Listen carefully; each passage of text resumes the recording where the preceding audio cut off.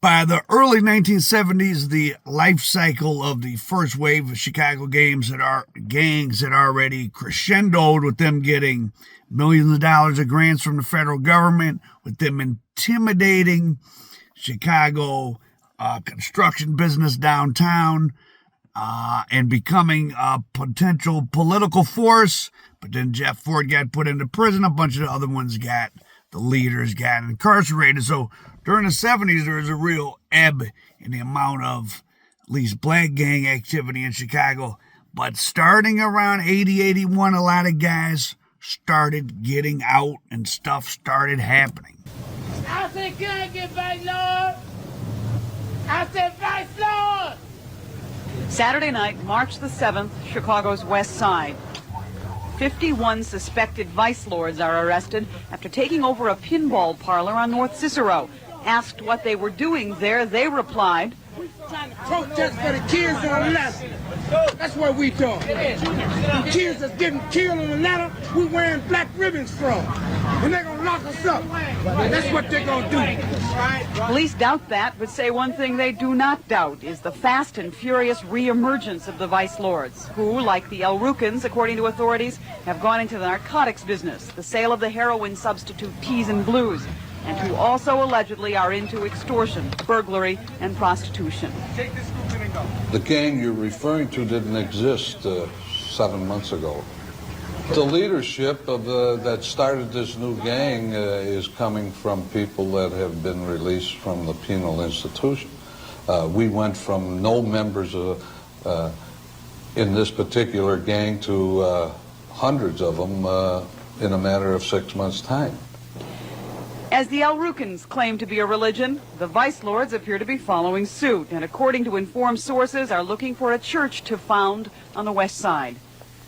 Meanwhile, a third 1960s vintage gang, like the El Rukins and the vice lords, seems to be developing religion. The Disciples now call themselves the sons and daughters of the Star, and according to business people on this block on the South Side, are leasing a storefront at 6425 South Cottage Grove, paying $400 a month cash. The money, say authorities, comes from the sale of Teas and Blues, the heroin substitute, along with a variety of other crimes that include burglary and extortion. Now, some of you might know who the infamous Dirk Acklin, BD leader. He's been interviewed, and there's a bunch of wild stories about him and Larry Hoover. We won't get into that. But here's a young Dirk Acklin in Stateville Prison. Stateville inmate Dirk Acklin, a disciple out of Chicago, one of a number of disciples fighting for control not just of the prison, but of the street, of Cabrini-Green, for instance. All of these gangs have a street in common, but most of them have another place in common as well, the Illinois prison system. Most of the older members left the street to go behind bars, and they took their gang affiliation with them when they went. The Illinois prison system, like the street, has for years had gangs and a seemingly unstoppable traffic in narcotics, cold cash, and even weapons. Prison officials have in recent years made some attempt to control gangs here. In the fall of 1979, when this 8mm surveillance film was shot, dozens of El Rukins had descended on Stateville Prison, driving limousines, wearing dashikis, and demanding to see some of their religious brethren inside. Permission was denied, and prison officials controlled that situation. Other problems have been much harder to solve. Who did it, Nato? Renardo Williams is reputed to be a disciple leader in Cabrini-Green. He is also the brother of one of Dirk Acklin's prison enemies, a brother who heads a rival disciple faction. Renardo Williams in Cabrini-Green 3 weeks ago very well could have been a hit ordered from prison by Acklin. A bloody connection between the prison and the street made bloodier, because 1 week after Williams was shot, Acklin in prison was stabbed. The interaction between the gangs in the prison and the gangs on the street is not infrequently seen at the Cabrini-Green housing project. Since January, it has become a virtual battleground. 36 wounded, 10 killed as of mid-March. And while police stress that all of that violence is not gang-related, they say at least a part of it is. And if there's one major gang to be zeroed in on here, it is the Disciples, the largest and the least organized of the re-emerging gangs of the 60s. It is a gang causing major problems both on the street and in the prisons. So according to the police, Ackland ordered someone to be shot in the Cabrini-Greens. This was over, I would assume, drug turf. Ultimately, you had the Mickey Cobras, who are the Mickey Cogwell. Well, they were the part of the Blackstones that broke off, and they were under Mickey Cogwell, who got assassinated probably on Jeff Ford's orders, so they became the MC Cobras, the Mickey Cogwell. And the Cabrini-Green started to earn its infamous reputation. As you can see in the first, there's 36 people shot and 11 killed in like 3 months in early part of 1981. And then a huge publicity stunt happened. The white female mayor of Chicago, who I think Harold Washington, the first black mayor of Chicago, succeeded her, Jane Byrne. Sure, her heart was in the right place, but she probably just didn't get it. She said she was going to move into the Cabrini-Greens. Mayor Byrne lives on Chicago's Gold Coast in an area called the Magnificent Mile. It's next to Lake Michigan in one of the wealthiest parts of the city. She's going to move just 10 blocks west to one of the most overcrowded, violent housing projects in the nation. It's called Cabrini-Green. 14,000 people live here in a 6-block area. In the last few weeks, 10 have been killed and 35 wounded, most as a result of gangs shooting it out for control of the drug trade and prostitution. But some are innocent victims. Larry Potts was one of these. He'd been practicing on the drums behind a covered window. Someone fired blindly through that window. Potts was killed. One shooting victim talked about how Byrne says she and her husband will move in next month. She's been criticized for failing to live up to a campaign pledge to clean up the neighborhoods, but Byrne says the move to Cabrini is not political. I'm really not afraid over there at all. And I think what you have to prove is that you don't have to be afraid. And I'd like to stimulate that with the people that live there. If people want to say that it's vote getting or whatever they want to say, then I would suggest that whoever says it take the next apartment. Cabrini residents have mixed emotions about having the mayor as a neighbor. She could get sniped too. She's not no different. She's just a different color. The mayor says she'll live in Cabrini as long as it takes to clean it up. Carol Bogart for ABC News. And then a huge publicity stunt happened. The white female mayor of Chicago, who I think Harold Washington, the first black mayor of Chicago, succeeded her, Jane Byrne. Sure, her heart was in the right place, but she probably just didn't get it. She said she was going to move into the Cabrini-Greens. And she did, but of course she brought a whole big security staff with her, and she'd have guards on each apartment on each side of her. They put in bulletproof glass. She tried to have this Easter party, and you can see the tenants weren't too happy. They were complaining. They were fighting. The Easter party had a big white cross set up outside. I mean, I'm sure it wasn't to represent the Klan, but putting up a big white cross in an all-black neighborhood at a party is evinces not a good sense of the optics of things. Stunt designed to prove her commitment to public housing in the city. She happened to live only a few blocks away from Cabrini-Green, so she relocated there, bringing with her a substantial security detail.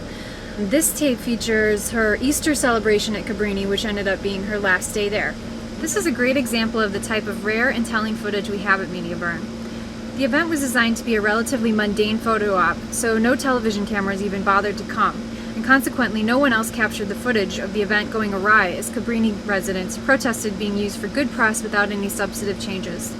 Videomakers Tom Weinberg and Tom Finnerty were on the scene, which features some rare footage of the late community activist Marion Stamps towards the end. And I could not sing a song. I prayed, but I kept getting deeper involved. And then I turned it over to Jesus. I stopped worrying about it, gave it over to the Lord, and He worked it out.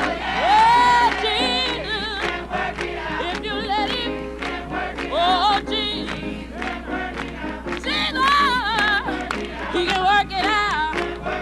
If you let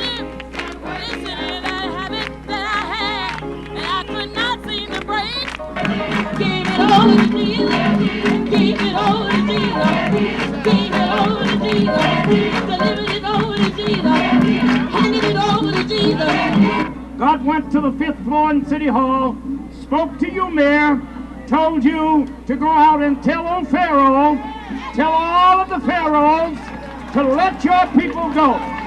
And Mayor, I want to say this now as we go into the Hallelujah Chorus. We're with you. We're going to support you. We're going to walk by your side. You might have opposition, but God is with you too. And when the war's over, we're going to win it. I said we're going to win it. Are we going to win it? Are we going to win it? Raise your hand. Yeah, yeah, yeah. And Lord our Lord, King of kings, and Lord our Lord, we shall reign. I can't hear you.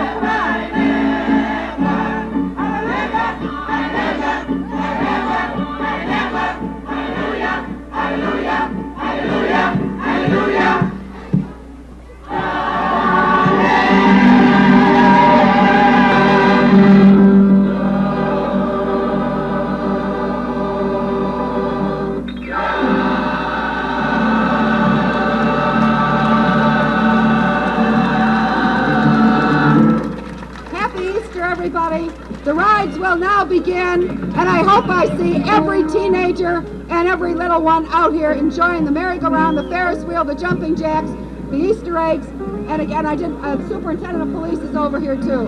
I want to say to all of you, may God give you all a very happy and holy Easter. Thank you. Down the avenue.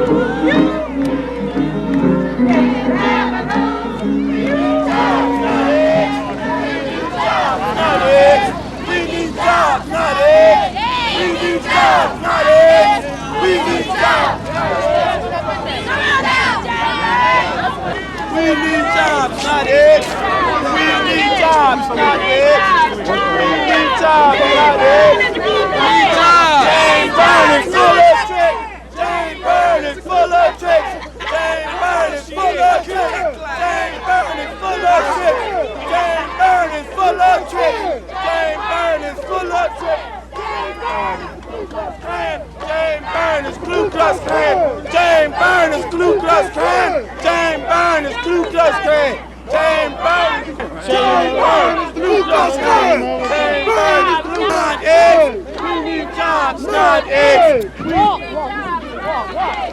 We need jobs. Get my baby. Come on, baby. Hey. Wait a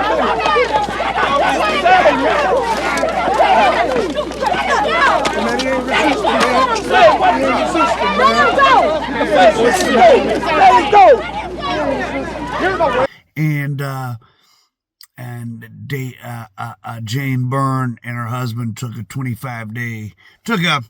vacation to Hawaii about 25 days into their Cabrini-Green stay and decided it was causing too much commotion and left, and all the extra services were pulled out. Now, during the 25 days they were there, because there was extra police there, a lot of stuff did get fixed. Plumbing, toilets, elevators,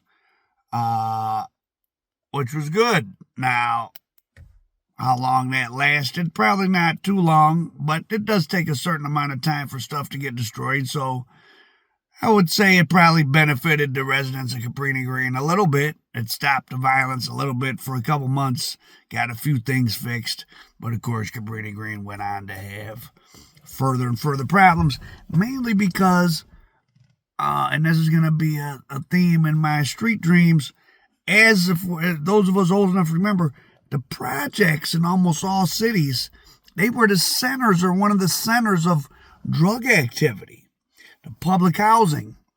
And Cabrini-Green, which if you don't know where it is, was in Chicago, it's right in like the richest part of Chicago. It's in the Gold Coast. So it's weird. There's this project that's right next to all this rich stuff. And there were rules set out by the imprisoned gang leaders that ran a lot of these projects. You can't assault white people. You can't rob white people because they were coming in there to buy D-rugs. So In just another month, the U.S. Department of Justice is going to get the results of a study it commissioned, a study conducted by nationally known gang expert Dr. Walter Miller. And that study is going to tell the Justice Department two important things. One, that Chicago is the nation's second city in more than one sense, that it ranks second behind Los Angeles in the number of gang killings each year. Two, the Justice Department will be told that while some gangs trade in violence, there are others that have moved on to bigger, more businesslike pursuits. That there are some 1960s vintage black street gangs forming a new alternative to the traditionally white crime syndicate. That those 1960s black gangs have in fact formed a new Chicago mob.